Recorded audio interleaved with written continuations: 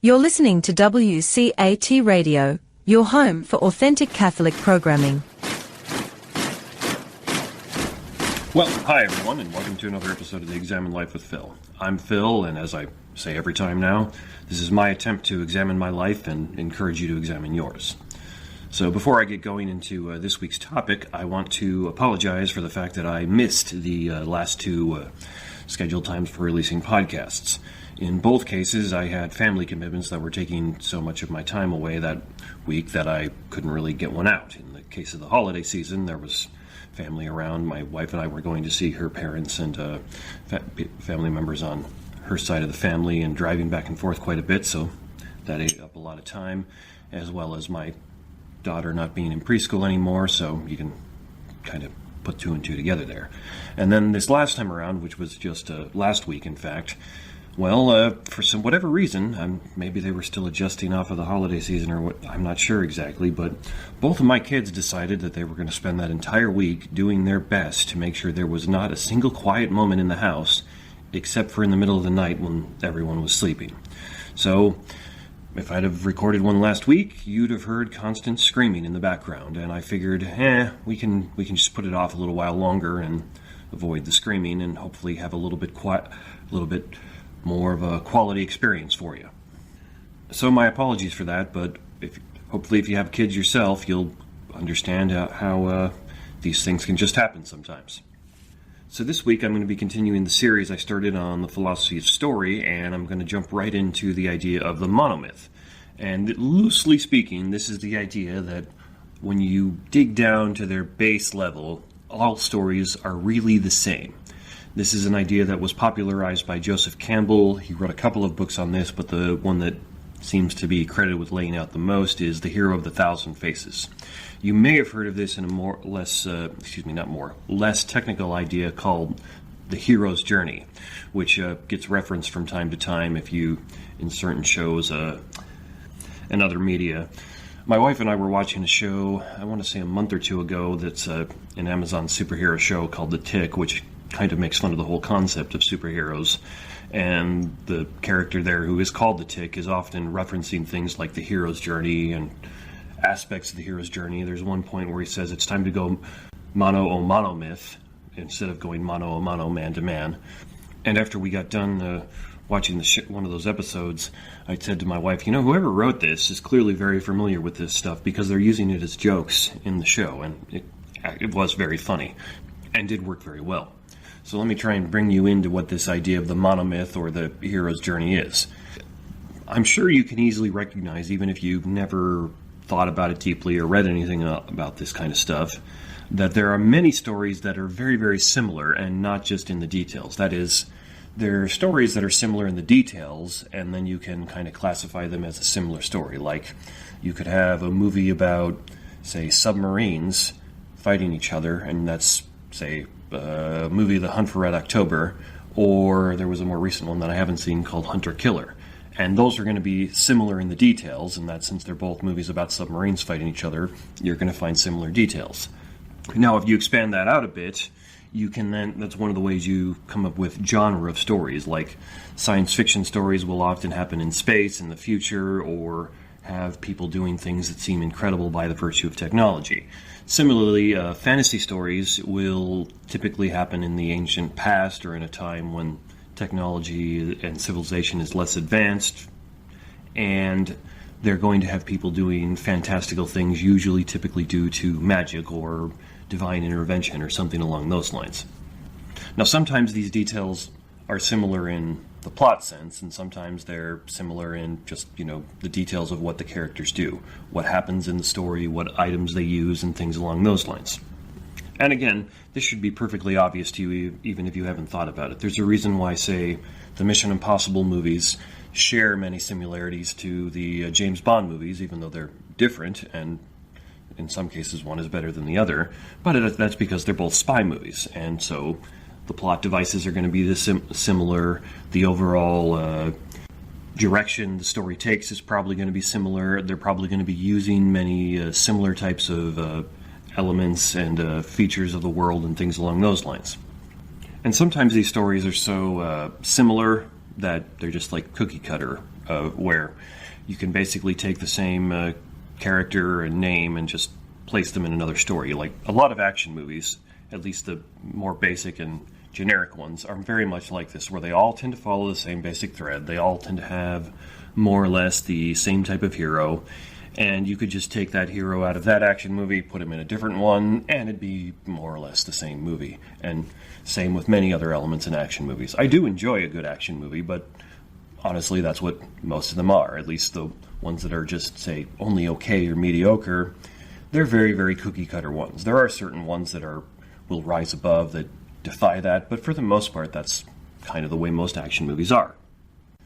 You typically have a very gruff, kind of stoic, doesn't say very much, action hero who's muscular, but typically not as big as Schwarzenegger, because almost nobody can get that big anymore, although he did this when he did action movies, who fights some kind of a bad guy who's got some kind of a plan to either steal some money or hurt some people, and the bad guy's got some evil henchmen, and usually the hero has to fight the henchmen. Typically there's a head henchman who's really, really big, and they have a real throwdown where it's two really big guys beating each other out, and then the hero wins.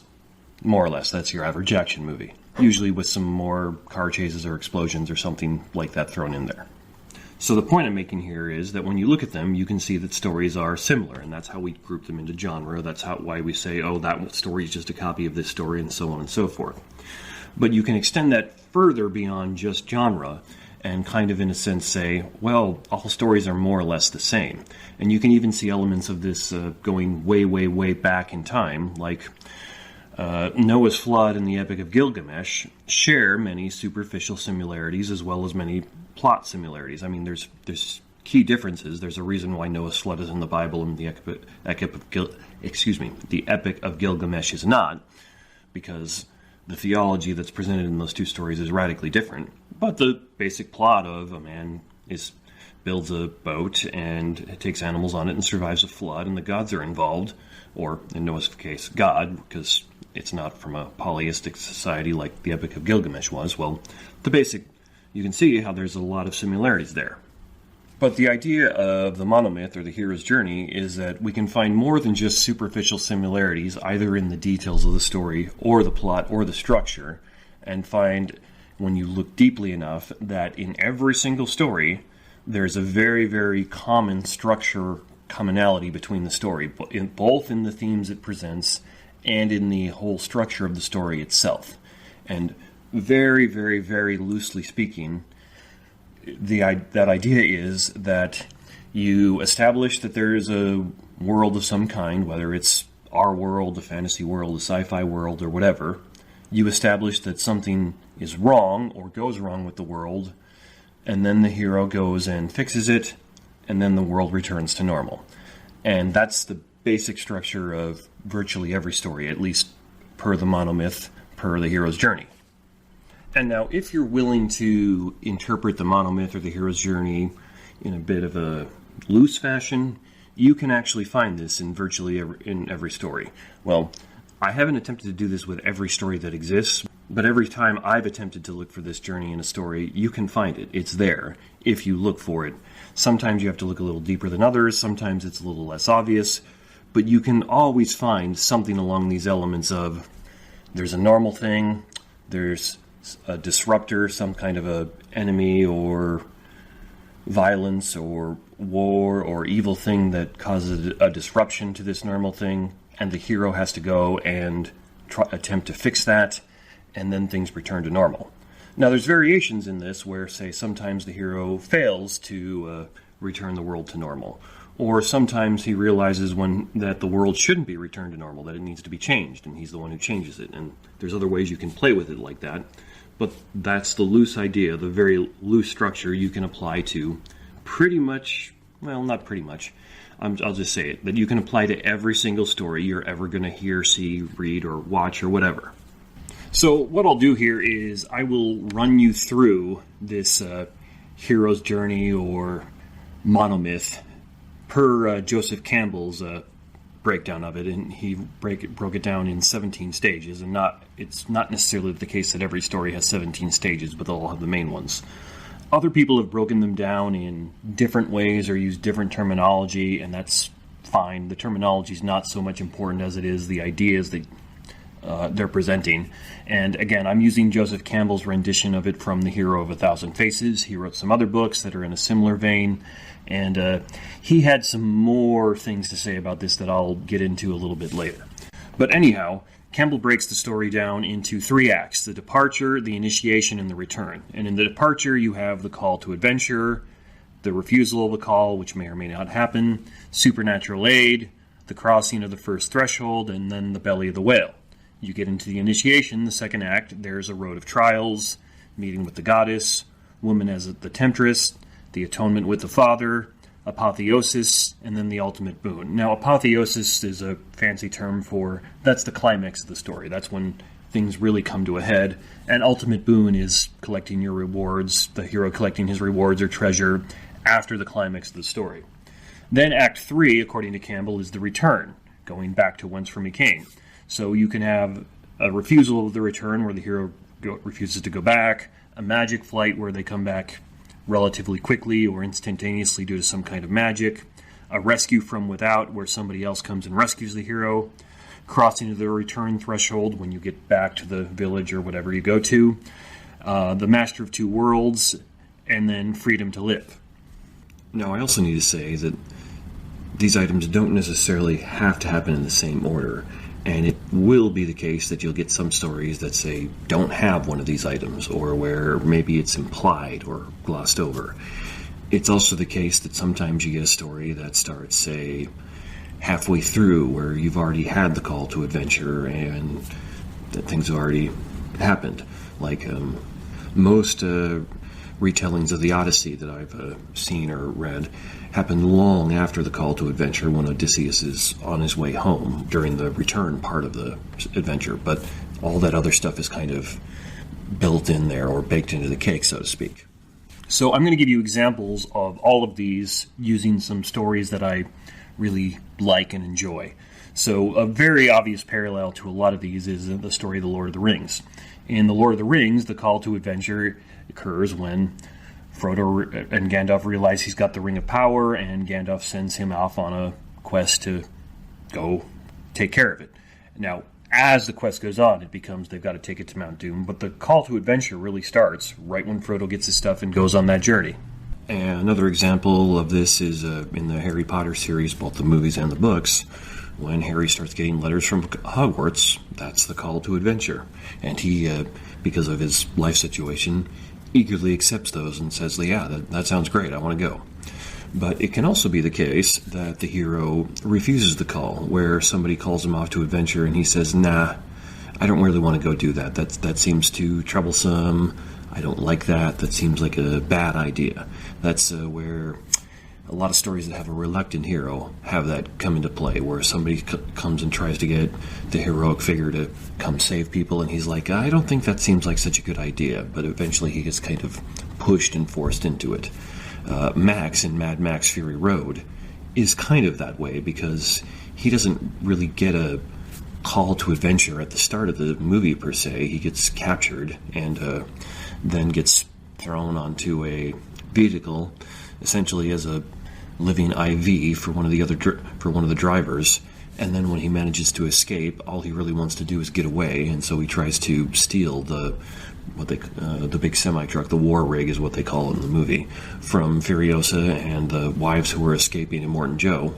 And when he realizes he can't run it without Furiosa, even then he's like, nah, I don't really want to help you guys. I think we'll just wait. We'll just sit here. And even then, once she convinces him to let her and the wives and everybody else back in the war rig and get going, he's still keeping a gun pointed on them for probably until they get to the next conflict, and he doesn't really have a choice. So he actually refuses the call to adventure at first and gets kind of dragged along into it. The next point that Campbell lists is supernatural aid. Now, it's very often the case in these stories that the hero gets aid from somebody else. He gets guides or helpers, and in traditional, like more Hero Quest type stories, they're usually magical in some sense or other. And in The Lord of the Rings, a very obvious example is how the Fellowship of the Ring comes together, and how the elves give many of them magical items, such as the magical bread that they take with them and eat, that has apparently like the highest calorie count ever imagined and can sustain them forever. There's the sword sting that Frodo's, I think Bilbo's his uncle. Yeah, his uncle Bilbo gives him that glows glows blue in the presence of orcs, and many other items along those lines. And it doesn't necessarily have to be like supernatural aid. You can have other like sci-fi stories where the aid is, say, a robotic mechanical suit that enables the hero to have great strength and wield bigger weapons and things along those lines. In Harry Potter stories, it'd be things like that map that he... In the Harry Potter stories, it'd be things like that, the Marauder's map that he gets, and the invisibility cloak that somebody gives him. And even in more drama-based stories where, like, the conflict is interpersonal conflict, you could actually classify, like, getting information about who this other person is and what they want and why they act this way as some type of aid that's given to the hero or the protagonist. The next point is the crossing of the first threshold.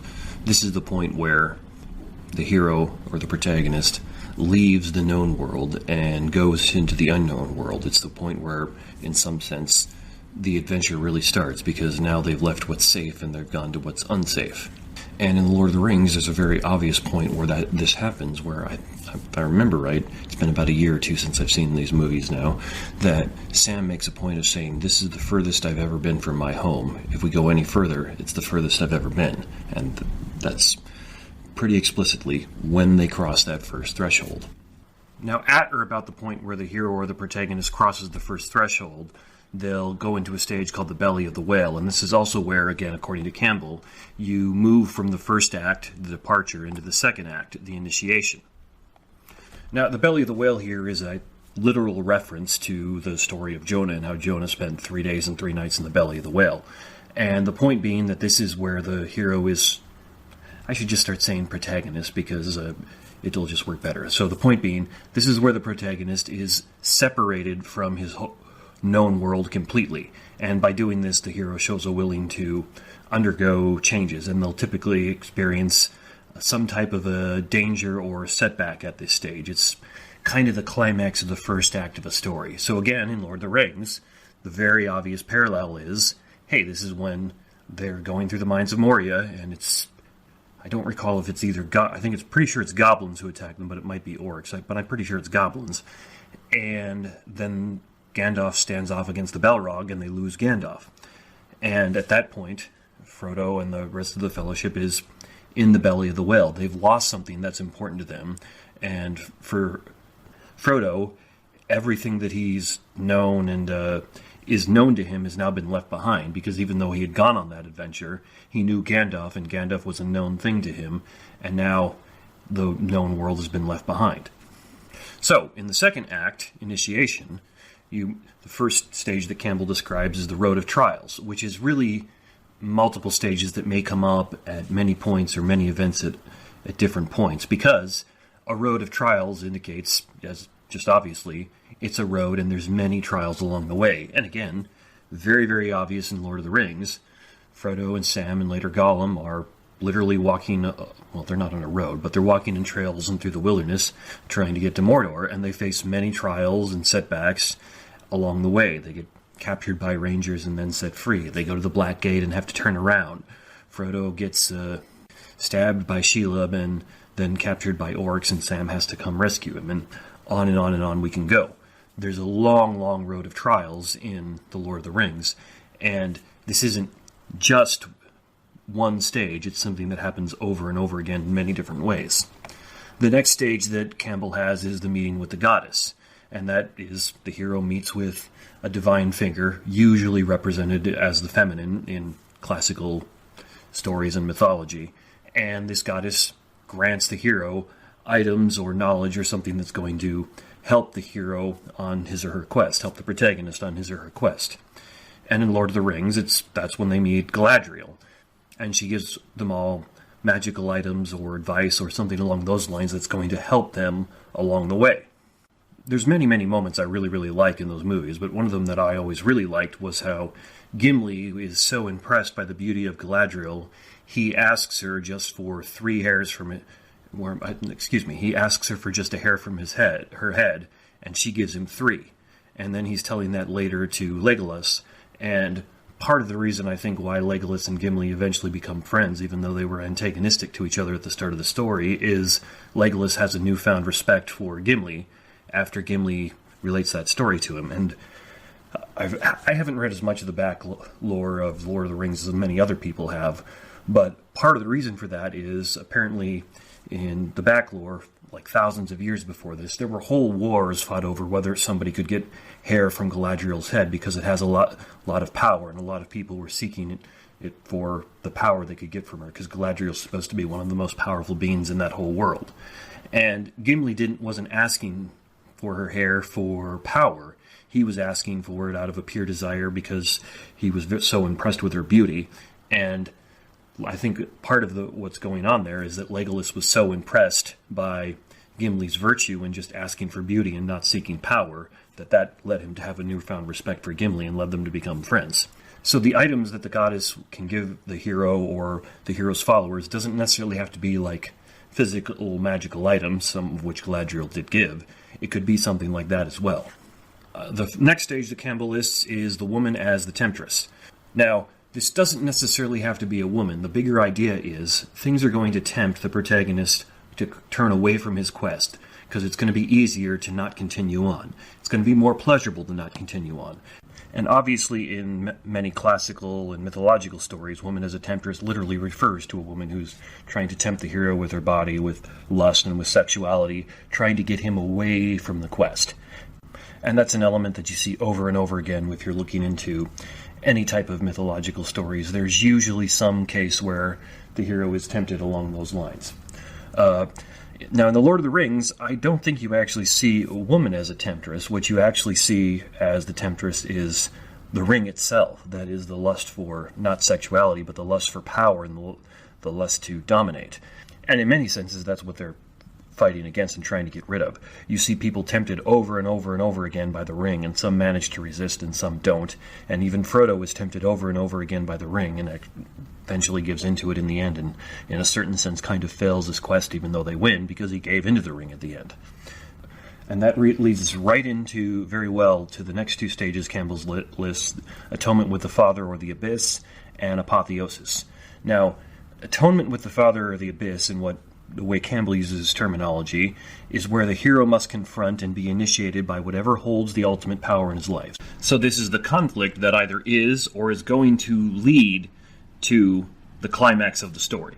Now, per Campbell, this is often a father figure, but with the idea being that the hero must confront and or be initiated by whatever holds the ultimate power in his life. And of course, for those of us in a Judeo-Christian tradition, usually that would be something like God the Father, or something that is in that kind of an image.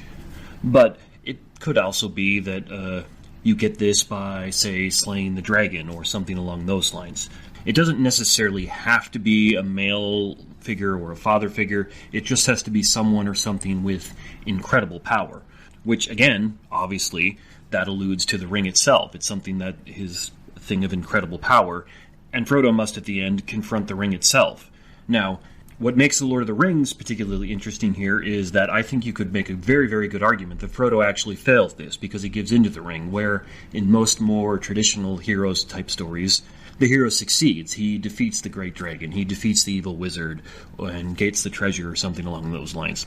But it seems like in this case, Frodo fails because he gives into it and is actually fighting for the ring with Gollum, Now, in the event that the protagonist actually does win this conflict, they'll typically have gained some greater understanding of themselves or the world, sometimes in addition to getting a treasure or sometimes instead of getting a treasure. This is the term that Campbell calls the boon, which stands for not just maybe getting a treasure, but also like coming to a deeper understanding of the world, getting philosophical enlightenment or something along those lines, maybe gaining knowledge of what's wrong with the world so you can then go back and fix it.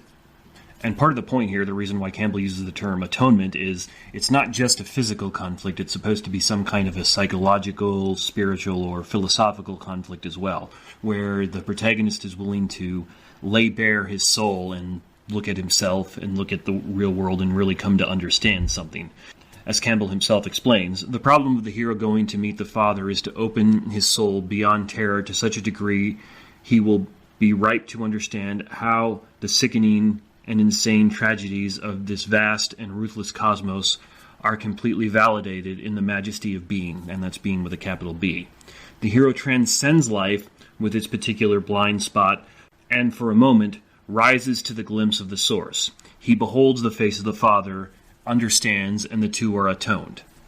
And in the case of The Lord of the Rings, I think part of the point as to how Tolkien set up the story and how the atonement comes about is that Frodo realizes, I can't overcome the ring. No one can overcome the ring, and that's why he fails. And that's the realization that he comes to. That's the special knowledge he gains, is even though he kind of already knew it all along, which is why he was going to go destroy the ring, but just to drive home that point even more, that evil and the will to dominate can't be beat by any one person, Frodo fails in his quest. Now, that ties us into apotheosis, which is when this realization and this knowledge is achieved and somehow used. And again, in the case of The Lord of the Rings here, I think what this is the realization that it's through relationships and friendships and companionship that we can actually defeat evil. Because even though Frodo fails, Sam still manages to save him, and they still complete the quest and destroy the ring, even though Frodo failed. And if it hadn't been for Sam, if it hadn't been for friendship, if it hadn't been for them even showing a little bit of compassion to Gollum all along the way, none of that would have happened. And I think that's how that ties together there with apotheosis. Now, the ultimate boon is the next stage that Campbell talks about, and obviously in this case, it's not getting some treasure or some magical item, or in Arthurian legends, the ultimate boon is the Holy Grail. It's not getting, in The Lord of the Rings, rather, it's, hey, we've destroyed the ring, we've defeated Sauron. And that goes into the third act, according to Campbell, which is where we've got the refusal of the return, which in some stories, although it doesn't happen in Lord of the Rings, in some stories the hero can refuse to return to his initial world. He can realize, oh, you know what? It's better where I am here, so I just don't want to go back. I think an example that Campbell used is that Gautama Buddha, who is the founder of Buddhism, in some of the stories, after achieving his triumph of enlightenment, refuses to go back to the real world because, hey, it's better in enlightenment than in the other world. Now, that doesn't happen in Lord of the Rings. The next stage then is the magic flight, which is sometimes the hero has to escape with the boon, with the treasure, with his new knowledge, because it could be that the guardians or the gods are jealously guarding it and don't want it to go back. Example of that from classic mythology is when Prometheus steals the fire, the gods come and wreak vengeance on him. Well, in Lord of the Rings, very obviously, there's a magic flight when Gandalf gets on the eagles to come and rescue Frodo and Sam from Mount Doom, which also ties in very well to the next point that Campbell has, which is called Rescue from Without. Frodo and Sam needed rescue from without, and you'll see that things like that in other stories as well, where the hero or the protagonist needs some of those people he met along the way, his guides or assistants, to come and rescue him. And that ties in very well with that point. I think that is a key point in Lord of the Rings, which is that we all need other people to come and help us. The way you actually defeat evil is through friendship, companionship, and love. Because if Frodo and Sam didn't have Gandalf as their friend who was caring for them and looking out for them, they would have died. They would have never made it out. Then there's the crossing of the return threshold. At some point, the hero is going to go back to the world that he came from. And very, very obviously in Lord of the Rings, this is the point where all the hobbits go back to the Shire, and they're wearing all their elven gear, and they've got some treasures and other gifts that they were loaded down with, and all the people in the Shire are looking at them with like disgusted looks, like, how dare they come and disrupt our peaceful life? How dare they leave and come back, etc., etc. And all the hobbits don't really care because they've been to the other world and they've come back, which leads us naturally into Campbell's next point, which is the master of two worlds. At this point, the hobbits are the master of two worlds. They've gone and they've had their grand adventure. They've proven that they're good warring heroes, and they can live in the world of being the epic warring hero, and they can live in the world of the Shire, and they do both. And the final point that Campbell has is the freedom to live. At this point in the story, because the hero's mastered so much, he can live free from the fear of death, have the freedom to live. And we see that as Sam marries and goes on and lives his life. And people who are more into Lord of the Rings than I am talk about how all the elves and everybody getting on those ships to Grey Havens is supposed to be an allusion to death. And you can, if that's the case, you can see how Frodo and Bilbo and I think Legolas goes there as well. They're all accepting death and going there just fine. They're not fighting against it. They realize, oh, it's my time to go, and they go.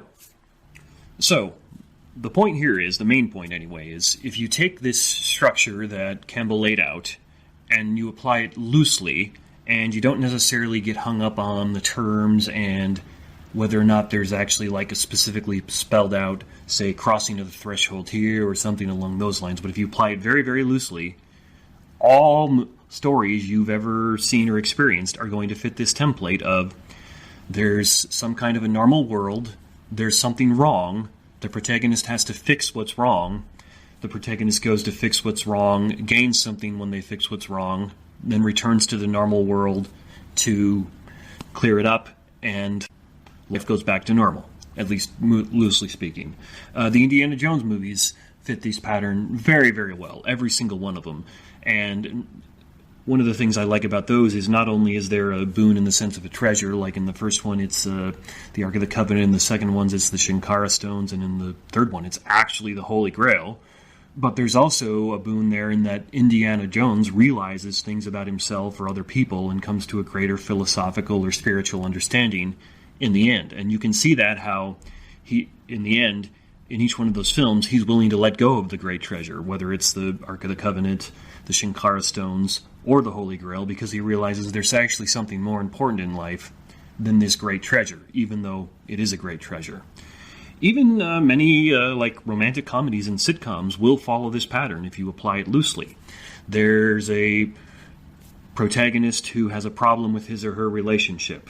They're not sure what the problem is, and they have friends and guides who help them figure out what the problem is, and they address the problem, and either, well, in romantic comedies, either the original relationship is salvaged, or they realize, no, this wasn't the relationship for me, and they find somebody else. And in some senses, like character arcs even are a type of monomyth, where a character has a problem, there's a way they want things to be, a problem prevents it from their life from being the way they want to be. So like say they want to get this certain job, and they can't get this job because they don't have the experience and knowledge necessary. So they go through a learning experience, get the knowledge and experience necessary, and maybe realize that they didn't want that job in the first place. And that's a very, very simple character arc. Now, you don't necessarily need to have a character arc to have a good character or a good story, like Batman in the Dark Knight doesn't have a character arc. But if you look at that whole film trilogy as a whole, it still fits into this pattern. Now, one of the points that I think is useful and helpful here that I stumbled across when I was in college, and I think Campbell would probably disagree with this to some sense or other, but one of the points I stumbled across with is this pattern of the hero quest or the monomyth actually also fits with and describes very, very well the story of God's interaction with humankind, the story of how we fell away and God came to rescue us. So I'm going to read you a very, very loose adaptation of an essay I wrote about this way back in college, like 13 years ago now. So I start with a quote from one of Dean Koontz's novels that says, "There was more truth in fiction than in science." And that's the protagonist at the end of Koontz's novel Intensity makes this statement justifying her decision to switch her field of study to literature after she went through a very, very traumatic experience and essentially had her own hero's quest or monomyth. And the point, I think, here is that the greater truths of life are often shown through fiction, like through Lord of the Rings that I was just talking about. People often identify with and learn from fictional characters easier than they do real people or the hard sciences. The principal truths of the biblical worldview, that there is good in people and creation, both have been corrupted by sin and evil, and that redemption is possible, are often shown in fictional works.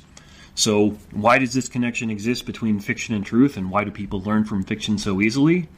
Well, I'd argue that a large part of the reason is the biblical story of God's interaction with people sets the very form that all other stories follow. It sets this monomyth. It sets this hero quest story. This story form speaks to the deepest parts of people in our souls and transcends virtually every cultural or political or philosophical barrier you could find, because everywhere you look, people are telling stories, and everywhere you look, their stories fall into this form. So, essentially, the biblical story of the world is the basic story upon which all other stories begin or lay their foundation. And they follow more or less the form that Campbell laid out of the monomyth in The Hero with 1,000 Faces. The story's basic form is that life is right and good, something goes wrong, a hero comes and saves the day, and then everything is good and right again. Now, of course, there are variations. A story may start after the hero saves the day, or it may take place almost entirely in the phase where things are wrong. However, all the variations still rely on the original form. The biblical story does not follow this pattern. I would argue that it actually sets it. Not that the Bible itself sets it, but the story of how God is interacting with human beings and how he's made us and is trying to bring us right. That story is what the Bible tells, and the story itself predates the Bible. And that's where we get all of our stories from, is the story of God's interaction with humankind. So, in the beginning of every story, everything is fine. Sometimes the narration starts after things have gone wrong, but there was always a time when everything was right in the world. If already past this phase, characters will often refer to a better time that is long past. So, in the biblical story, this is the life in Eden in the very beginning of Genesis. This is the part of the story that is the idealized type of life that everyone desires. Then something goes wrong. In more classical examples, like I've related, a monster comes, an invading army approaches, an ancient demonic power is released, or, anything like that. For the purposes here, it doesn't really matter which one. Something goes terribly wrong, and the normal common people do not have the ability to deal with it. Campbell says of this evil element, "The figure of the tyrant monster is known to mythologies, folk traditions, legends, and even nightmares of all the world, and his characteristics are everywhere essentially the same." Now, some people will incorrectly assume that Satan is the monster in the biblical story. However, I would actually want to argue the true antagonist of the biblical story is all of human beings. It's people, it's us. We, the human beings, are the monster of the evil. Sin is what has gone wrong, but sin is, it's kind of an abstract concept. I'm not saying it isn't real. It is. But you can't hold it or touch it. It resides in your soul. So therefore, in the biblical story, the problem and the ones who need rescuing are one and the same. Now, this is also a common theme that shows up in other mythic stories, although it's not as universal a feature as the other ones I related. But it's still a common enough feature that what is good has been corrupted and needs to be cleansed or purged. So then the hero comes to right what's wrong. Now, in many of these traditional hero quest stories, this protagonist might have a big sword to slay the dragon, banish the demons, or go threaten the evil king. Like, it's often that case in role-playing games I might play on my computer or PlayStation. The hero knows what needs to be done and acts accordingly, more or less. Sometimes part of the conflict is he doesn't know what needs to be done and needs to figure it out. There is a battle or confrontation where the hero fights whatever is evil. This confrontation will range in scope from, say, a simple argument in some stories to an epic battle where armies of thousands or hundreds of thousands of people are meeting each other in open conflict. Sometimes the hero will die in this confrontation, giving his life for the cause. But usually he lives so that he can then be praised and rewarded by the people he helped. Now, whatever the variance, the basic mission of the hero is the same. According to Campbell, whether the hero be ridiculous or sublime, Greek or barbarian, Gentile or Jew, his journey varies little in essential plan. So in the biblical story, the hero is Christ, and the events surrounding the crucifixion and resurrection are the confrontation. Christ's sacrifice gives us grace, and with this, people gain the ability, loosely speaking, to choose good and free themselves from the corruption of sin. Now, I know there's a whole lot more theological elements that are baked into that I just glossed over, but I'm only just looking at this for the sake of the story right now. So this is the climax of the story on which everything turns. Speaking of the symbol of salvation, Surlott says that there are numerous legends where salvation should and does occur. He adds, an association between the ideas of sacrifice and salvation is found in many religions. The reason for this association is the basic understanding all people have of this fundamental story. And finally, there is the part of the story where things return to normal and life is good again. What was wrong has been righted and life can continue.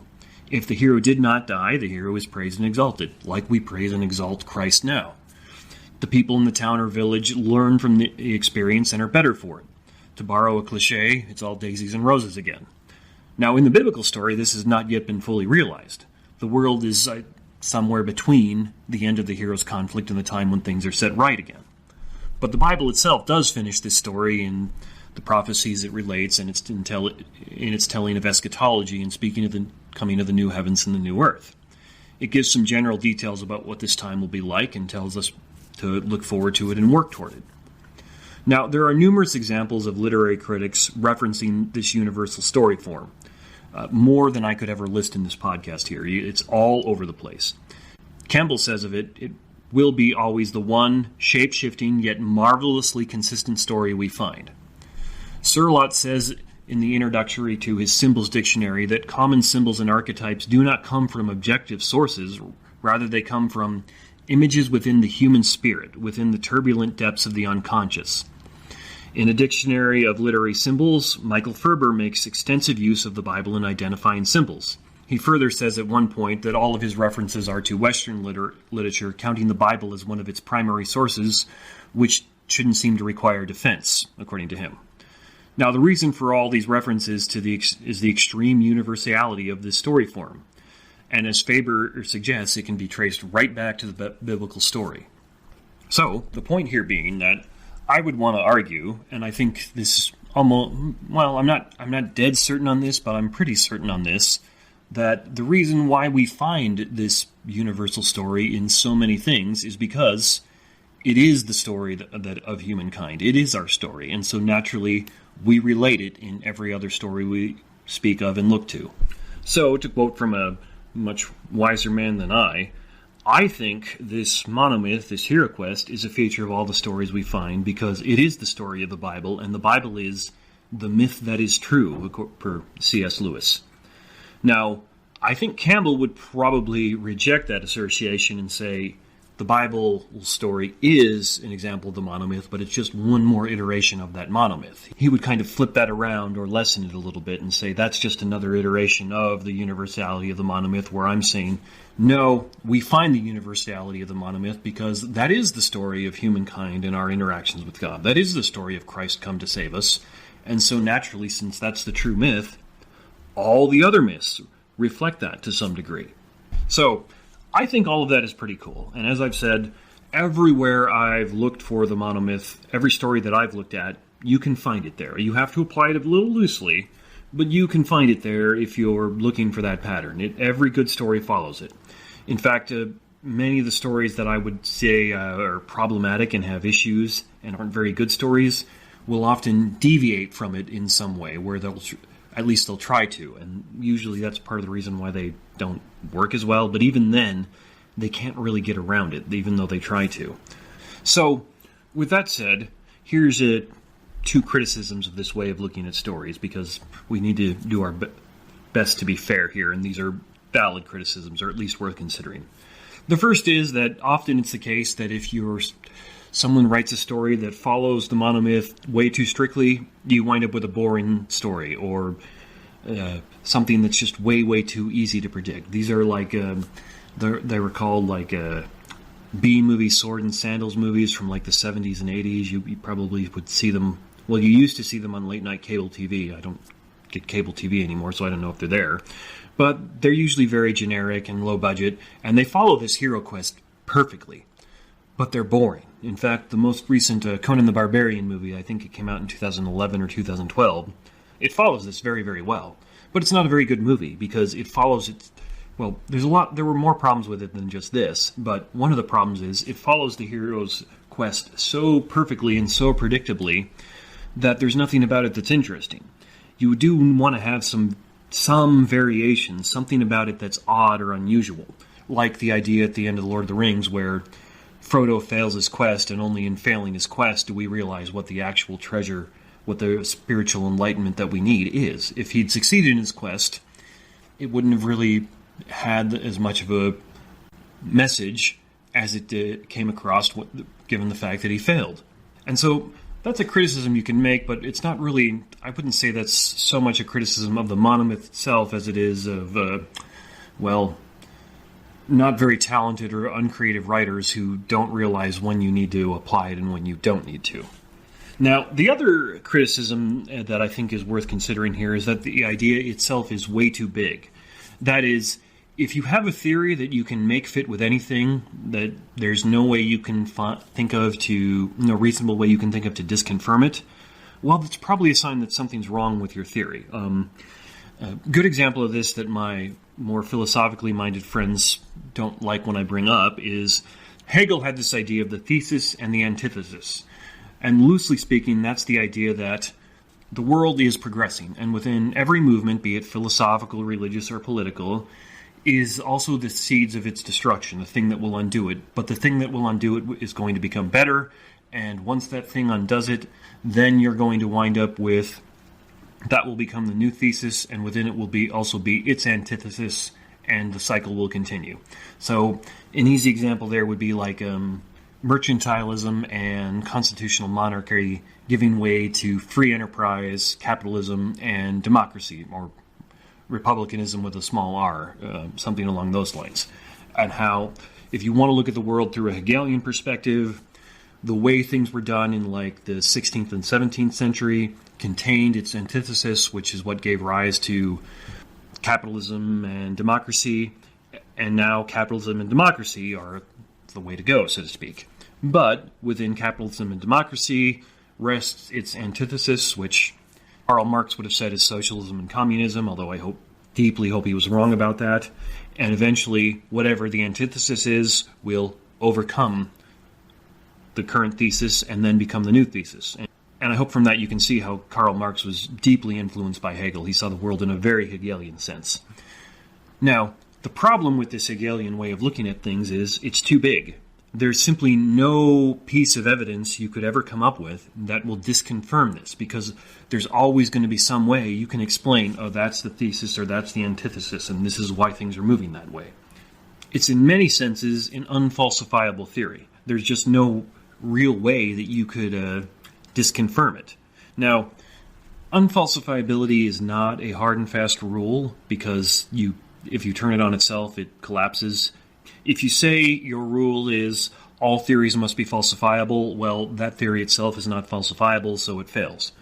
But at the same time, as a rule of thumb, I think it's fair to say we should be deeply suspicious of theories where there's just no real way to disconfirm it.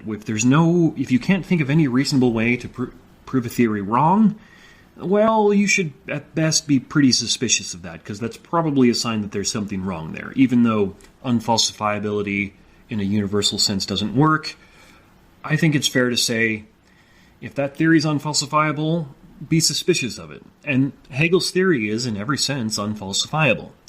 And so, what I'm getting at here is, you could make a very, very similar argument about Campbell's monomyth, about the hero quest. That is, if you can find it in every story, well, it might qualify as an unfalsifiable theory, because everywhere you look, you can find it. Now, it's probably not quite as bad as Hegel's theory, because the simple fact is, if you could just find one story that didn't conform to the monomyth, then, hey, you've disproved it. It's not a universal anymore if you found one story that didn't conform to the monomyth. So at least in a theoretical sense, there's a way you could disprove or disconfirm it. However, the monomyth is kind of a shape-shifting and adaptable way of looking at things, as Campbell alludes to. I think I read a quote here in this podcast where he calls it a shape-shifting thing. And it could well also be the case that it's too vague and ambiguous. It can conform so easily that it's, in a certain sense, not really a real tangible theory. A tangible theory should be able to make some kind of predictions. But then again, on the other hand, it does make predictions. It says, hey, you're going to find this monomyth in a loose sense in every story. So that's another criticism you could make of it. I'm kind of sympathetic to that one, but at the same time, I do think there really, really is something to this monomyth idea, and I do think that, given that there's something to it, probably the reason is the monomyth is the form or the pattern of God's interaction with humankind. It's the story of Christ come to rescue and save us all, and so, because that's the true myth, all of the false myths are going to reflect that in some sense or other, because there's going to be something true in basically every story, even if it's only a very small true thing with a small t that's only like, say, 3 or 4% of the story. So anyhow, that is the monomyth per Joseph Campbell. You can find other people who've talked about it as well. If you want to read more about it, check out his book, The Hero with 1,000 Faces. There's lots of people who've written some good stuff on the internet about this too. You can find some good stuff on this. And I think there's really something to this. It's worth looking at stories with these lenses because you can see some very interesting and useful things that you're not going to be able to see otherwise. You can see some very good things that you're not going to be able to see otherwise. So again, my apologies that it took me like over a month to get this one out because, as I said, it was just very difficult to get anything done in my house over the past month because my kids didn't want anything to be quiet. You might have even heard them yelling in the background a little bit during this podcast. My apologies for that. So, as always, write in and let me know what you think. Since I'm doing a big thing on stories, if there's a particular story that you're interested in a philosophical sense, write in to me and suggest I do a breakdown of that story, because eventually I'm going to get to doing breakdowns of some of my favorite stories and what they have to teach us and what philosophies they promote or attempt to advance. So write in, let me know what you think. You can always reach me for any kind of comment at theexaminedlifewithphil@gmail.com or find the Facebook page, The Examined Life with Phil, and send me a message, leave a comment there. That's fine. And of course, as always, if you like what I'm doing on the podcast, give me a like or a rating on whatever podcast app you use so it'll get more attention and get out to more people. Thank you so much for listening, and I hope I'll be back with another thing in 2 weeks' time, and it will actually happen this time as opposed to last time. Hello, God's beloved. I'm Annabelle Mosley, author, professor of theology, and host of Then Sings My Soul and Destination Sainthood on WCAT Radio. I invite you to listen in and find inspiration along this sacred journey we're traveling together to make our lives a masterpiece and, with God's grace, become saints. Join me, Annabelle Mosley, for Then Sings My Soul and Destination Sainthood on WCAT Radio. God bless you. Remember, you're never alone. God is always with you.